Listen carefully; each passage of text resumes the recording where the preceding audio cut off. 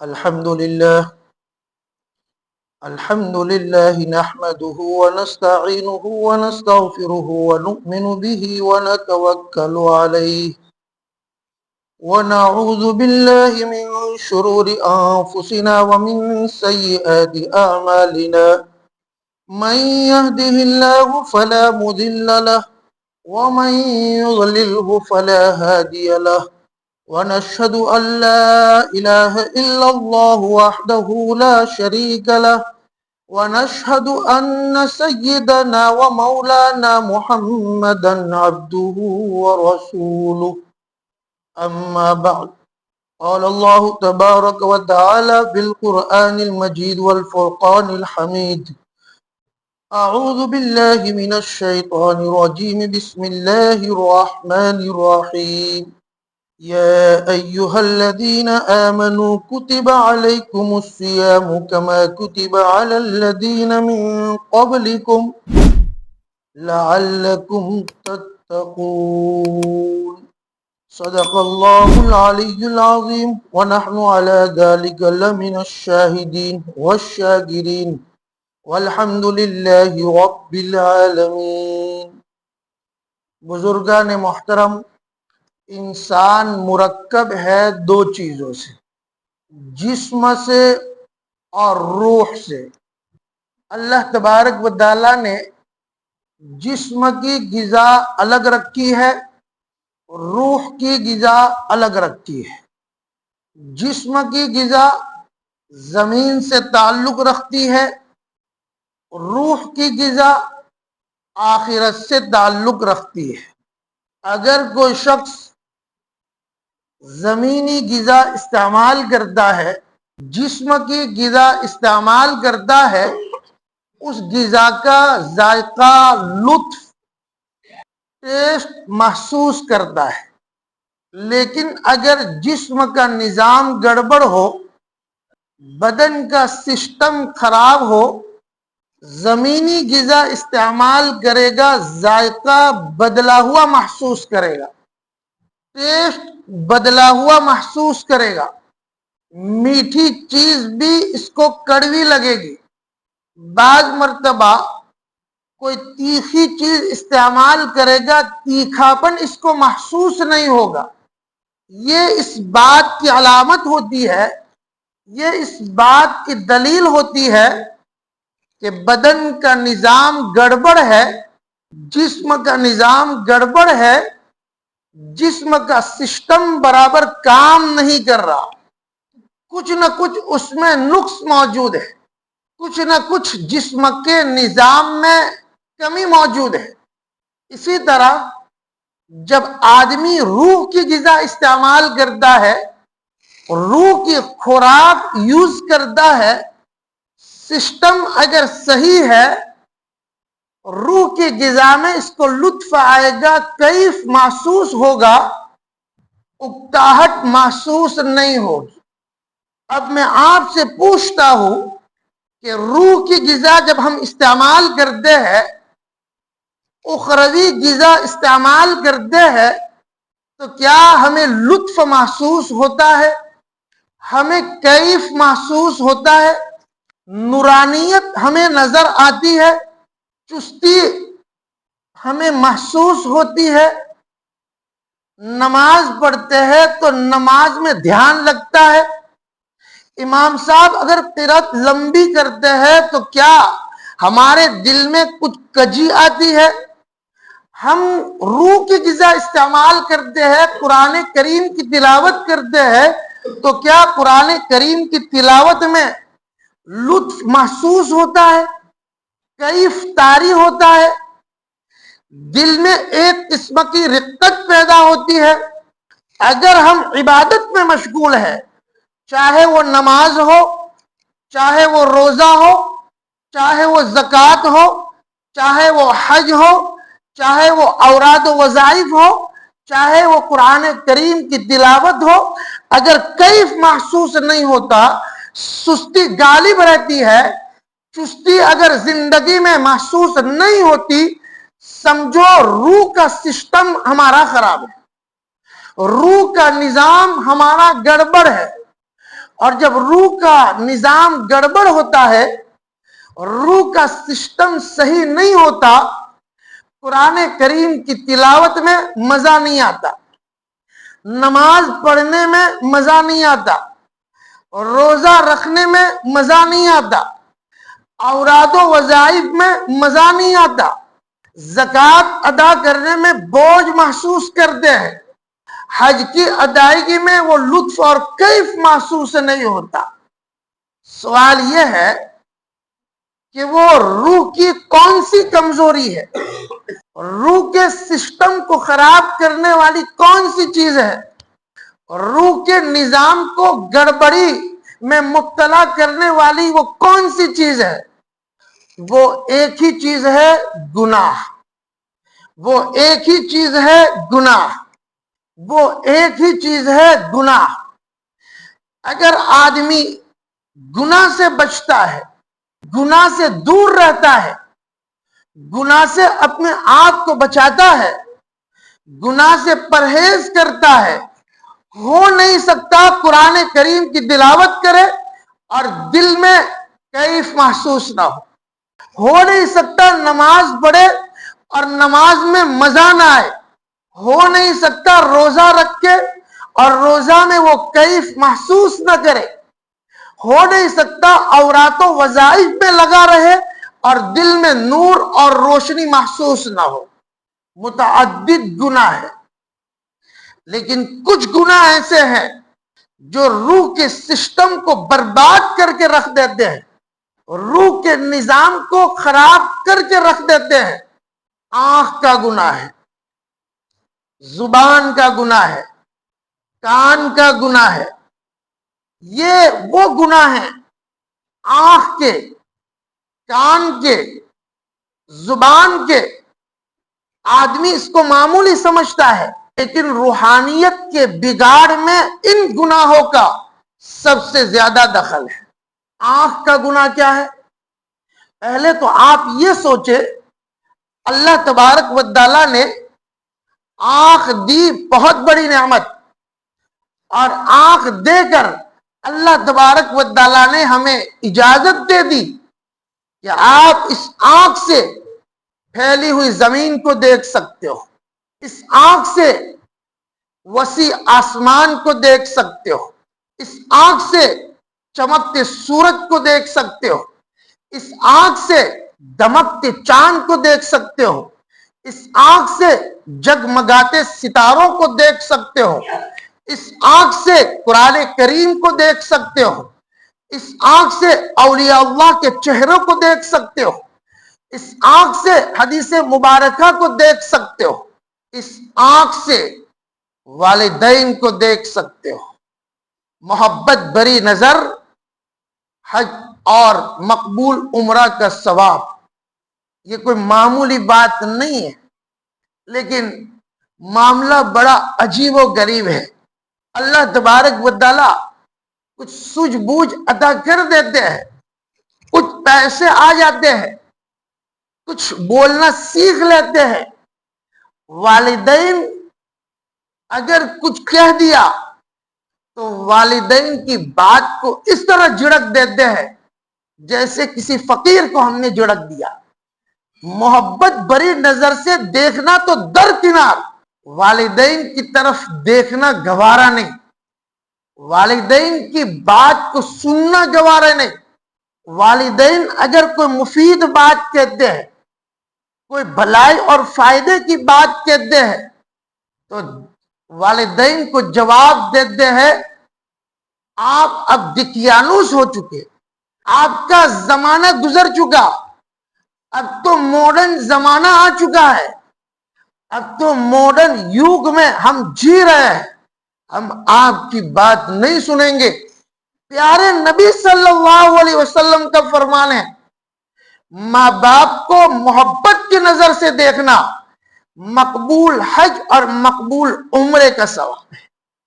بلکہ آگے بڑھ کر کہوں، آدمی اگر والدین کو محبت کی نظر سے دیکھتا ہے، پیار بھرے انداز میں دیکھتا ہے، لاڑ سے دیکھتا ہے، اللہ تبارک و تعالی اس کے لیے ولایت کے دروازے کو کھول دیتے ہیں۔ یہ بات میں اپنے اعتبار سے نہیں کہتا، بایزید بستامی رحمت اللہ علیہ بہت بڑے اللہ والے گزرے ہیں۔ بایزید بستامی سے پوچھا گیا کہ آپ کو اللہ تبارک و تعالیٰ نے ولایت کا یہ جو مرتبہ عطا کیا، ولایت کے منصب پر جو فائز کیا گیا، تو وہ کون سا سبب کار فرما تھا، وہ کون سی بنیاد تھی جس کے بنیاد پر اللہ تبارک و تعالیٰ نے آپ کو اتنا بڑا مرتبہ عطا فرمایا، ولایت کے منصب پر فائز کیا؟ بایزید بستامی رحمت اللہ علیہ فرماتے ہیں مجھے ایسا محسوس ہوتا ہے، مجھے ایسا لگتا ہے کہ والدین کی محبت بھری نظریں اور والدین کی خدمت، والدین کے حکم کی فرما برداری ولایت کے منصب پر مجھے فائز کر گئی۔ اللہ تبارک و تعالیٰ نے مجھے ولایت کا منصب عطا کیا۔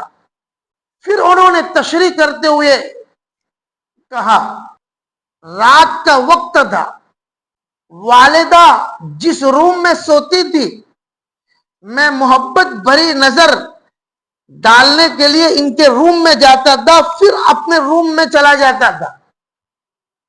ایک دن کی بات ہے، جب میں والدہ کے کمرے میں گھسا، والدہ نے مجھ سے کہا، بیٹا پیاس لگ رہی ہے، پانی کا تقاضا ہے، گلاس میں پانی بھر کر مجھے دیجیے۔ بایزید بستامی رحمت اللہ علیہ فرماتے ہیں میں نے مٹکے میں دیکھا، مٹکے میں پانی موجود نہیں تھا، گلاس کو میں نے اٹھایا، باہر گیا، باہر جا کر گلاس کو میں نے بھر دیا، اور جب پانی لے کر میں والدہ کے روم میں داخل ہوا، والدہ سو چکی تھی، والدہ کی آنکھیں بند ہو چکی تھی اور کھراٹے لے رہی تھی۔ اب میں قریب کھڑا رہا، کشمکش میں تھا کیا کروں۔ کبھی دل میں یہ خیال آتا والدہ پیاسی ہے، اٹھا کر پانی پیش کر دوں، پھر خیال آتا والدہ بوڑھی ہو چکی ہے، اگر میں نے نیند سے بیدار کیا اور گلاس کا پانی تھما کر پانی پلا دیا، پیاس تو بجھ جائے گی لیکن پوری رات کروٹیں بدلتی رہے گی، اس کو نیند نہیں آئے گی، اس لیے کہ بڑھاپے میں جب ایک مرتبہ آنکھ کھل جاتی ہے تو دوبارہ جلدی آنکھ نہیں لگتی۔ اسی کشمکش میں تھا، پوری رات میں گلاس میں پانی لے کر کھڑا رہا۔ صبح صادق ہوئی، والدہ بیدار ہوئی، مجھے دیکھا، کہا بایزید کیا کر رہا ہے؟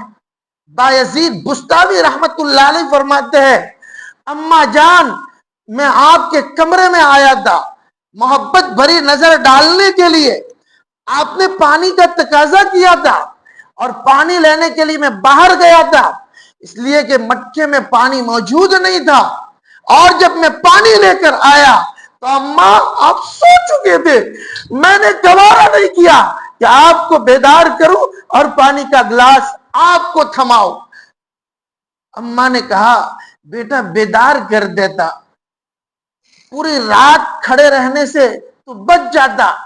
بایزید بستامی رحمت اللہ علیہ نے فرمایا اماں میرا دل کہتا تھا اور میرا دل چاہتا تھا کہ میں تجھے بیدار کروں، لیکن کشمکش میں تھا کہ اگر میں نے تجھے بیدار کر دیا اور اماں تجھے نیند نہیں آئی، پوری رات تو کروٹیں بدلتی رہتی اور تجھے تکلیف کا احساس ہوتا، اس لیے میں نے تجھے بیدار نہیں کیا۔ یہ باتیں سننی تھی کہ بایزید بستامی کی والدہ نے بایزید کو یہ دعا دی، اللہ تجھے ولایت کا مرتبہ عطا کرے۔ بایزید بستامی رحمت اللہ علیہ فرماتے ہیں شاید یہ واقعہ تھا یا ایک دوسرا واقعہ تھا، خود کہتے ہیں بایزید بستامی رحمت اللہ علیہ کہ بس رات کا سناٹا ہوا، والدہ اپنے کمرے میں جا چکی تھی اور میں والدہ کو محبت بھرے انداز میں دیکھنے کے لیے کمرے میں پہنچا. والدہ نے مجھ سے کہا بیٹا سنبھل کر جانا, دروازہ بند کر دینا. بس اتنا کہا.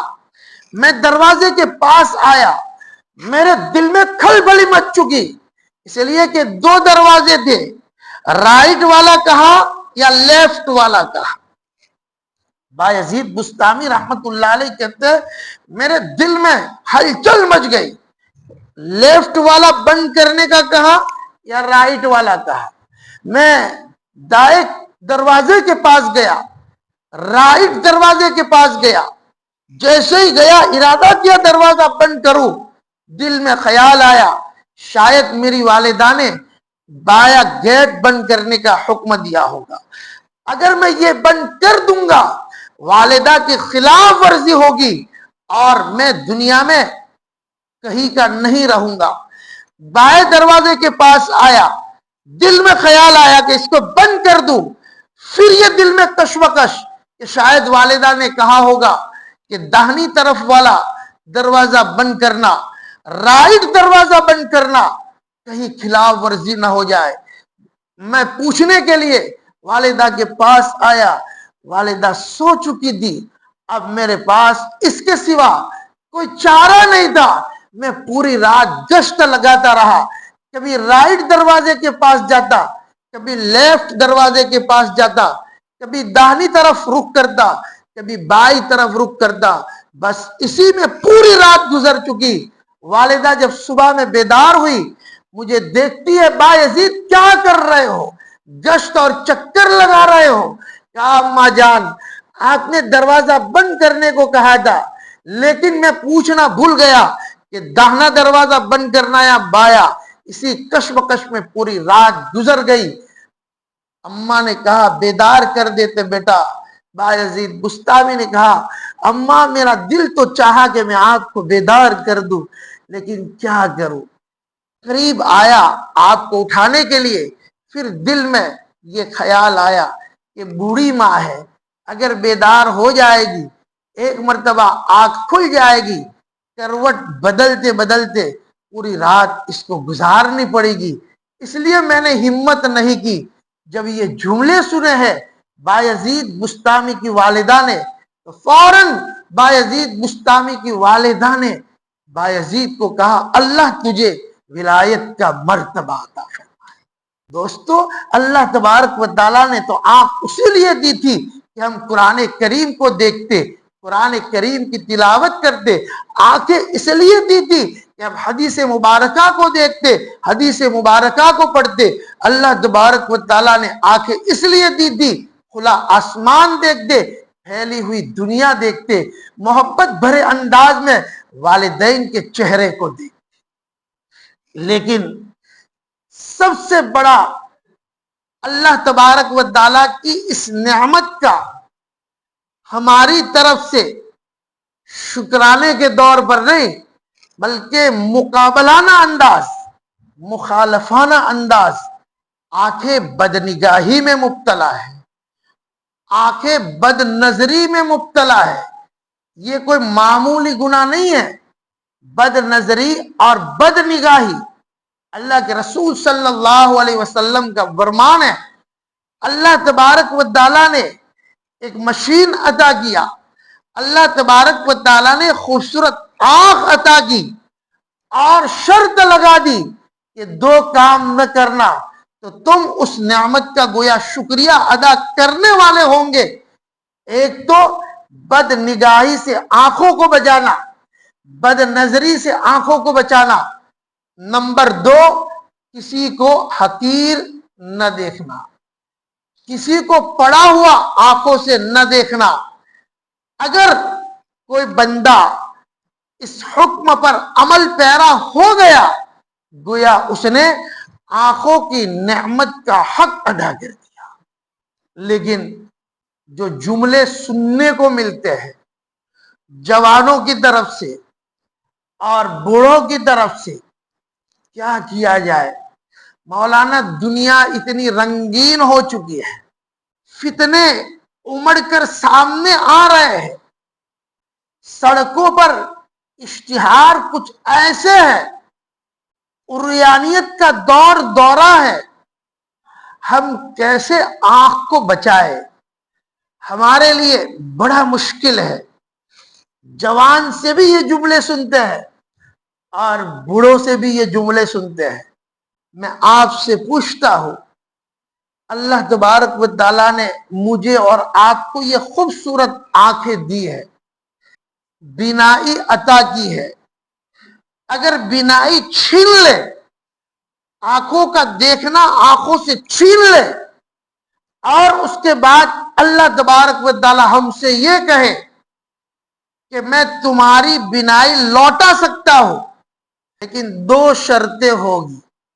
اس حال میں آپ کی بینائی لوٹا سکتا ہوں، آنکھیں دیکھنے والی دے سکتا ہوں، لیکن 2 شرطیں ہوگی۔ ایک شرط کہ آپ بد نگاہی نہیں کرو گے، بد نظری نہیں کرو گے۔ دوسری شرط، آپ کسی کو حقیر نہیں سمجھو گے۔ بندہ دونوں شرطیں ماننے کے لیے تیار ہو جائے گا، اس لیے کہ بینائی اس کی سلب ہو چکی ہے، دیکھنا اس کا ختم ہو چکا ہے، دنیا کی نعمتیں اوجل ہو چکی ہے، اپنے بیٹے کو بھی نہیں دیکھ سکتا، اپنی بیٹی کو بھی نہیں دیکھ سکتا، خوبصورت بنگلہ بھی نہیں دیکھ سکتا۔ اب اللہ تبارک و تعالی شرط لگاتے ہیں، 2 شرطیں، بد نگاہی آپ نہیں کرو گے اور کسی کو حقیر نہیں سمجھو گے۔ ان 2 شرطوں پر آپ کی بینائی لوٹائی جا سکتی ہے، آپ کی یہ بینائی واپس کی جا سکتی ہے۔ وہ بندہ تیار ہو جائے، اس کا مطلب یہ ہے کہ انسان کے لیے بد نگاہی سے بچنا مشکل نہیں ہے، کسی کو حقیر سمجھنا، اس سے بچنا یہ مشکل نہیں ہے۔ Nothing is impossible in this world، English کا ایک مقولہ ہے، انسان جو کچھ چاہے دنیا میں اگر ہمت کر لے تو کر سکتا ہے۔ ارے جوانوں نے تو تاریخ کے رخ موڑ دیے ہیں، جوانوں نے تو پہاڑوں میں راستے بنائے ہیں، جوانوں نے تو سمندر میں راستے بنائے ہیں۔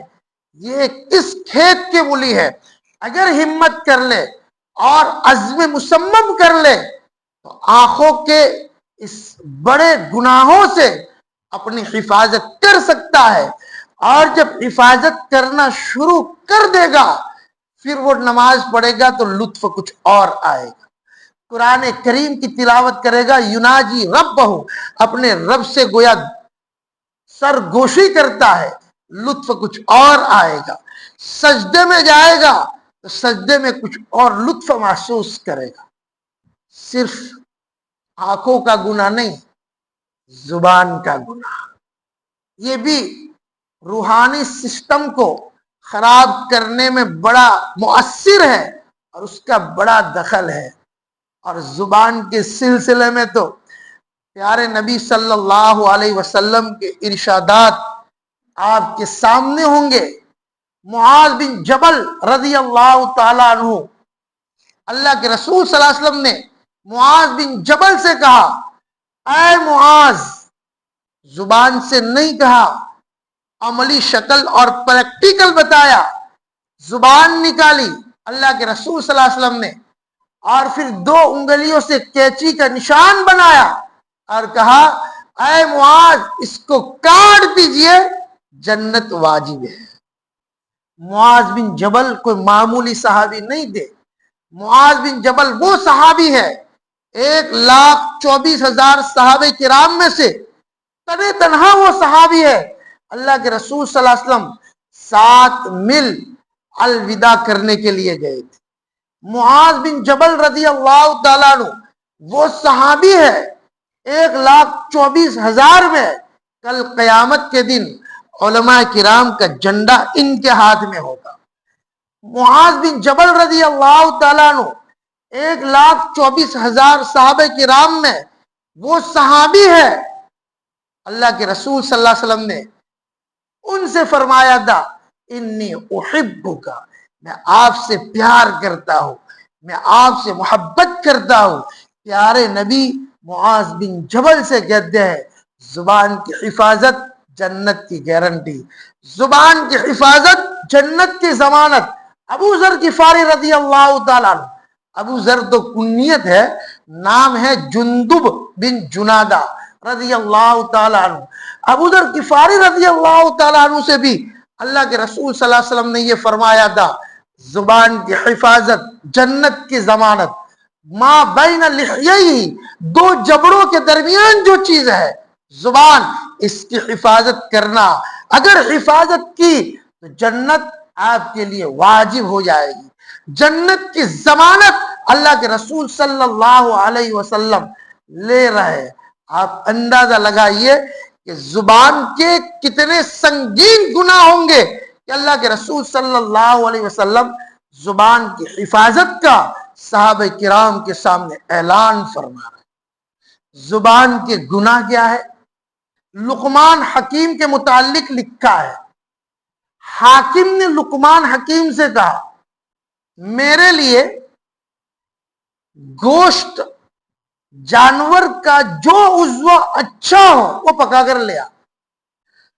لقمان حکیم نے زبان پکا کر حاکم مالک کو کھلا دی۔ پھر مالک نے کہا لقمان حکیم سے جانور کے اعضاء میں سے جو عضو سب سے برا ہو وہ پکا کر لیا۔ لقمان حکیم نے زبان کو پکا کر، مالک نے لقمان سے کہا بات عجیب و غریب ہے، جو عضو اچھا ہو وہ پکا کر لیا، زبان لے آیا، جو عضو سب سے خراب ہو وہ پکا کر لیا، زبان لے آیا۔ تو زبان اچھی بھی ہے، زبان بری بھی ہے۔ لقمان حکیم نے کہا بالکل بات صحیح ہے، زبان سے اگر میٹھے بول نکلتے ہو تو زبان اچھی ہے، زبان سے اگر کڑوے بول نکلتے ہو تو زبان کڑوی ہے۔ 1000 نمازیوں میں 500 نمازی مل جائیں گے، 1000 افراد میں 500 روزہ رکھنے والے مل جائیں گے، 1000 آدمیوں میں زکوٰۃ دینے والوں کی تعداد 500 کی مل جائے گی، 1000 لوگوں میں حج کرنے والوں کی تعداد 500 مل جائے گی، لیکن شاید زبان کی حفاظت کرنے والا 1000 میں کوئی ایک نہیں ملے گا۔ کتنی بڑی نعمت ہے زبان۔ غیر محرم عورت ہے، آپ نے زبان سے اس کو قبول کر لیا، حرام چیز آپ کے لیے حلال ہو جاتی ہے۔ گویا زبان اللہ تبارک و تعالیٰ کی بہت بڑی نعمت۔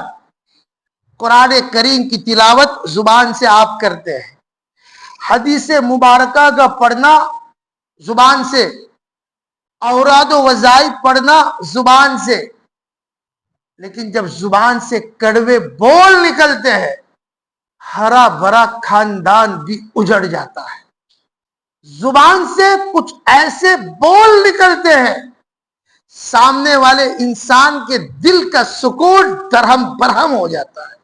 طنز کرنا، ٹانٹ مارنا، یہ زبان کا گناہ ہے۔ جھوٹ بولنا زبان کا گناہ ہے، چاہے جھوٹ بولنا کسی کی زمین ہڑپنے کے اعتبار سے ہو، کسی کے ہوٹل ہڑپنے کے اعتبار سے ہو، کسی کا مکان ہڑپنے کے اعتبار سے ہو، جھوٹی گواہی کے اعتبار سے ہو، سنجیدگی کے ساتھ جھوٹ بولے یہ بھی جھوٹ ہے، اور مذاق میں جھوٹ بولے وہ بھی جھوٹ ہے۔ بعض لوگوں کی عادت ہوتی ہے مذاق میں جھوٹ بولتے ہیں، حقیقت میں جھوٹ جھوٹ ہے، مذاق میں جھوٹ بھی حقیقت میں جھوٹ ہے۔ اللہ کے رسول صلی اللہ علیہ وسلم نے ایک عورت کو دیکھا، اپنے بچے کو بلا رہی تھی اور کچھ ہاتھوں سے اشارہ کر کے، چھوٹا بچہ تھا، اس کی ماں نے کہا بیٹا ادھر آ، میں کچھ دینا چاہتی ہوں۔ اللہ کے رسول صلی اللہ علیہ وسلم نے اس عورت سے فرمایا کہ واقعتاً تو دینا چاہتی ہے؟ تو کہا ہاں واقعتاً میں دینا چاہتی ہوں، میرے ہاتھ میں کوئی چیز ہے، میں بچے کو دینا چاہتی ہوں۔ اللہ کے رسول صلی اللہ علیہ وسلم نے فرمایا اگر تیرے ہاتھ میں کچھ نہ ہوتا اور تو بچے کو بلاتی تو یہ بھی جھوٹ میں داخل ہوتا۔ ذرا ہم ہمارے گھروں کا جائزہ لیں، چھوٹے بچے جب شرارت پر اتر آتے ہیں تو ہم کس طریقے سے ان کو ڈراتے ہیں، ان کو پھسلاتے ہیں، مٹھی بند کر کے بلاتے ہیں چاکلیٹ لے لے، کچھ ہوتا نہیں ہے، دامن اس طریقے پر موڑ کر ارے اس میں کچھ رکھا ہوا ہے، کچھ نہیں ہوتا، باہر مت جا، کوئی آیا ہے باولا کتا اٹھا کر لے جائے گا، گانڈو آویو چھے، کیا یہ جھوٹ کے دائرے میں نہیں آئے گا؟ اللہ کے رسول صلی اللہ علیہ وسلم کے اس فرمان کو ایک طرف رکھو اور دوسری طرف ہمارے معاشرے کے اور گھروں کے ان حالات کو دیکھو، کیا جھوٹ کے دائرے میں یہ چیزیں نہیں آئے گی؟ ہم تو اس کو جھوٹ سمجھتے ہی نہیں، یہ تو دور کی بات ہے۔ ہمارا محفل میں اور مجلس میں ٹیسٹ لانے کا انداز غیبت وہ تو رہ ہی گیا۔ محفل کا مزہ ہی اس میں ہے کہ کسی کی غیبت ہو، محفل کا چارٹ ہی یہ ہے کہ محفل میں کسی کی غیبت ہو۔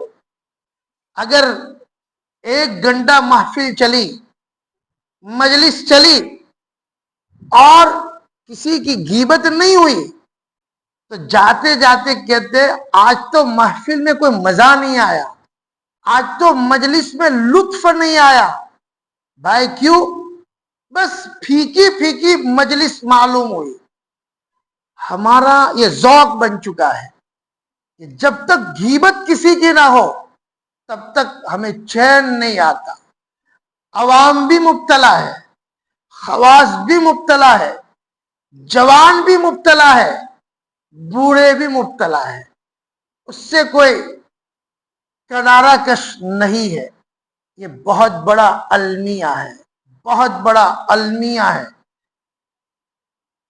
غیبت کرنا بھی گناہ ہے، غیبت سننا بھی گناہ ہے۔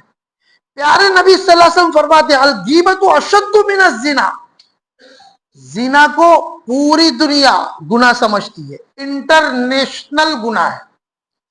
کچھ ایسے گناہ ہے جو تمام دھرموں میں اس کو انٹرنیشنل گناہ کہا جاتا ہے۔ زنا تمام مذاہب میں، تمام دھرموں میں اس کو پاپ شمار کیا ہے، اس کو گناہ شمار کیا گیا ہے۔ ہم تمام زنا کو برا سمجھتے ہیں، زنا کو گناہ سمجھتے ہیں، لیکن غیبت کو گناہ نہیں سمجھتے، اس کا احساس دلوں سے نکل چکا۔ پیارے نبی صلی اللہ علیہ وسلم فرماتے ہیں الغیبت اشد من الزنا، غیبت زنا سے بھی سخت ہے۔ شراح حدیث فرماتے ہیں کہ غیبت یہ بھی گناہ کبیرہ ہے، زنا یہ بھی گناہ کبیرہ ہے، لیکن غیبت کو اشد اس لیے کہا کہ زنا حقوق اللہ کے قبیل سے ہے۔ اللہ کی چوکھٹ پر جا کر کوئی ندامت کے آنسو بہا دے گا، اللہ تبارک و تعالی معاف فرما دیں گے۔ غیبت کا تعلق حقوق العباد سے ہے، جب تک بندے سے معافی نہیں مانگے گا اس کا گناہ نام اعمال سے میٹے گا نہیں۔ دوسری وجہ کہ غیبت حب جاہ، تکبر اور غرور کی وجہ سے آدمی غیبت کرتا ہے، میں اس سے اچھا ہوں، میں اس سے بڑا ہوں۔ غیبت کا گویا لب لباب اور اس کا جو سبب ہوتا ہے وہ اپنے آپ کو بڑا سمجھنا۔ تو زنا یہ حب با ہے اور یہ حب جا ہے، اور حب جا کا گناہ حب باہ کے مقابلے میں بڑا ہوا ہوتا ہے۔ تیسری وجہ بیان کی کہ زنا یہ لازم گناہ ہے اور غیبت متعدی ہے، اس لیے اللہ کے رسول صلی اللہ علیہ وسلم نے فرمایا الغیبت اشد من الزنا۔ اب ذرا ہماری محافل اور مجالس پر ہم نظر ڈالیں کہ کیا ہماری مجلسیں، ہماری محفلیں غیبت سے پاک ہے، غیبت سے منزہ ہے؟ ارے غیبت کرنا گناہ ہے، غیبت سننا بھی گناہ ہے۔ ربعی بن عامر ایک تابعی ہے، وہ فرماتے ہیں کہ میرے محلے کے کنارے پر ایک مجلس لگا کرتی تھی، میں کبھی اس مجلس میں نہیں جایا کرتا تھا، حتی الامکان اپنے آپ کو بچاتا تھا تاکہ غیبت سے بچ جاؤ۔ اتفاق کی بات یہ ہوئی، ایک دن ایسا ہوا میں بھی مجلس میں جا کر بیٹھ گیا، مسائل کی مجلس تھی، الگ الگ باتیں سامنے آئی، پھر غیبت شروع ہو گئی۔ میں نے اول وہلے میں اس کو روکا، خاموش ہو گئے۔ تھوڑی دیر کے بعد پھر سے غیبت شروع ہو گئی، میں اپنی زبان سے غیبت کا ایک لفظ نہیں ادا کیا، صرف میرے کان میں غیبت کے وہ چند کلمات پڑے تھے۔ میں گھر آیا، رات کو جب سویا عجیب خواب دیکھا، عجیب سپنا دیکھا کہ ایک شخص آیا کالا کلوٹا، اس کا چہرہ بھینکر تھا، چہرہ دیکھنا اچھا محسوس نہیں ہوتا تھا، اور اس کے ہاتھ میں گوشت تھا، اور گوشت سے ایسی بدبو آتی تھی کہ بالکل آدمی قریب میں پھٹکے۔ اب وہ آدمی قریب آ کر مجھے کہتا ہے ربعی اس کو کھانا پڑے گا، اس کو کھانا پڑے گا۔ پھر یہ بھی ساتھ میں کہتا ہے یہ خنزیر کا گوشت ہے۔ ایک تو گوشت بدبودار اور وہ بھی خنزیر کا گوشت۔ ایک مسلمان خنزیر دیکھنا پسند نہیں کرتا تو اس کے گوشت کو کھانا کیسے پسند کرے؟ حضرت ربیعی رحمت اللہ علیہ کہتے ہیں زبردستی میرے منہ کو پکڑا اور میرا منہ کھولا، اور وہ خنزیر کا بدبودار گوشت میرے منہ میں ٹھوس آ گیا۔ اچانک میری آنکھ کھل گئی، مجھے احساس ہوا کہ میں مجلس میں بیٹھا تھا، اپنی زبان سے غیبت تو نہیں کی تھی، لیکن غیبت کے جو کلمات میرے کان میں پڑے تھے، اللہ تبارک و تعالیٰ نے تنبیہ فرمائی کہ غیبت کا گناہ کتنا سنگین ہے اور اس کی سزا کتنی سنگین ہوگی۔ قرآن تو خود کہتا ہے مردار بھائی کا گوشت، مردار بھائی کا گوشت۔ ایک تو مردار جانور کا گوشت ہم پسند نہیں کرتے، اور یہاں مردار گوشت ہے اور وہ بھی بھائی کا گوشت۔ اس سے غیبت کی سنگینی کی طرف اشارہ کیا، غیبت کے گناہ کے بڑے ہونے کی طرف اشارہ کیا۔ دوستو، غیبت زبان کا گناہ ہے، جھوٹ زبان کا گناہ ہے، چغلی زبان کا گناہ ہے، دوگلا پن زبان کا گناہ ہے۔ ان تمام گناہوں سے حفاظت ضروری ہے۔ اللہ تبارک و تعالیٰ نے زبان اس لیے دی تھی کہ ہم کسی کے بھرے ہوئے گھر کو اجاڑ دے، کسی کے دل کے سکون کو تار تار کر دے، کسی کو برا بھلا کہہ کر اس کی زندگی کو اجیرن کر دے۔ مشکل نہیں ہے زبان کی حفاظت۔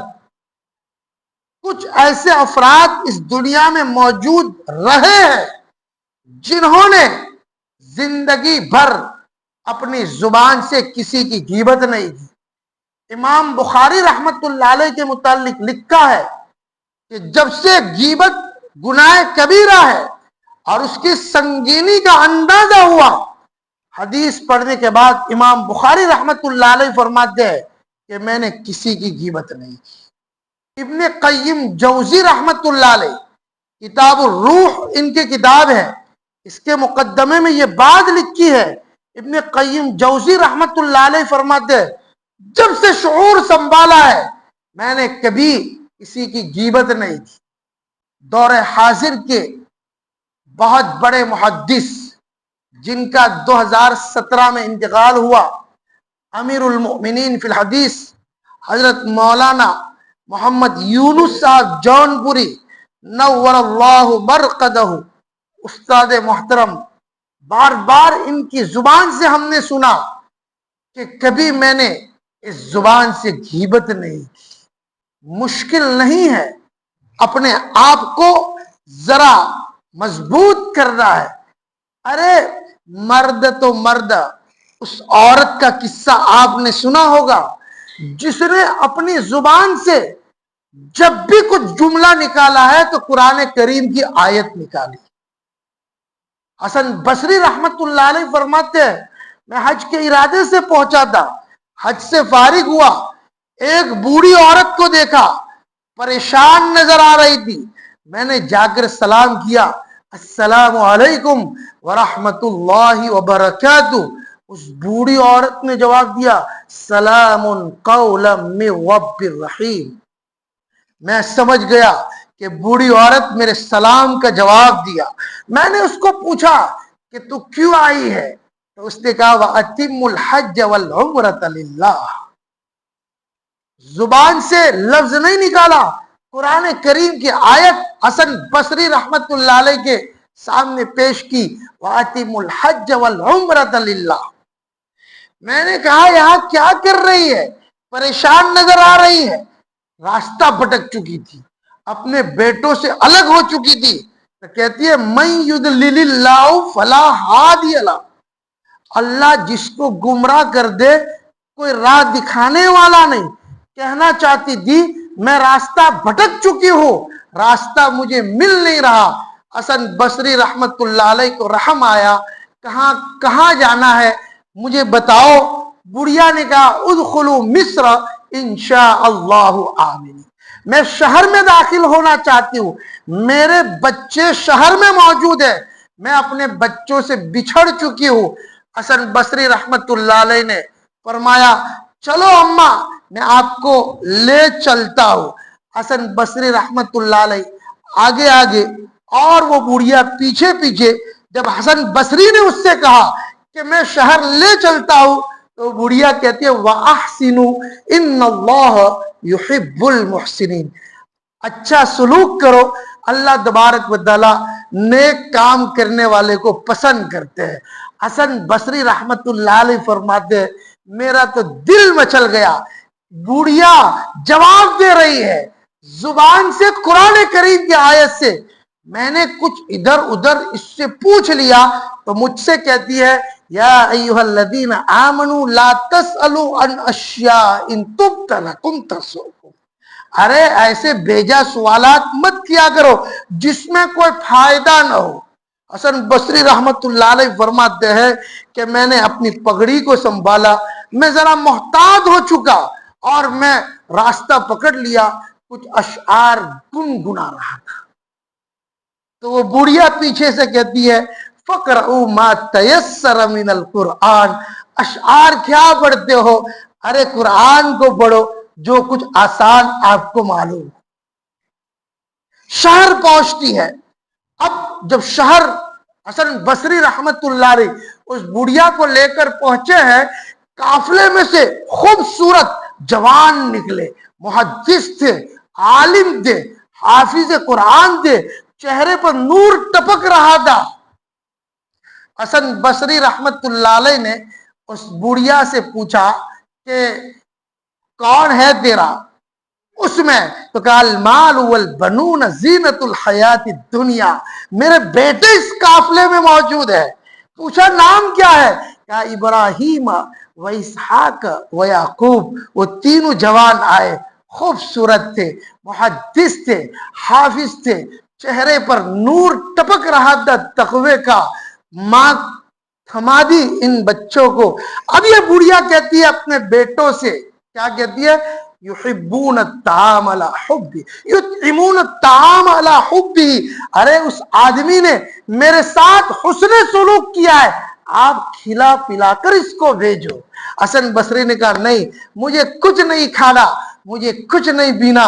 بڑھیا کہتی ہے انما نطعمکم انما نطعمکم لوجہ اللہ, ارے ہم تم کو رضائے الہی کے لیے کھلاتے ہیں, آپ نے جو نیکی کا معاملہ میرے ساتھ کیا اس کا بدل نہیں ہے. تو یہ عورت ہو کر غیبت سے اپنی زبان کو محفوظ رکھا. حسن بصری کے دل میں ہلچل مچ گئی. ان 3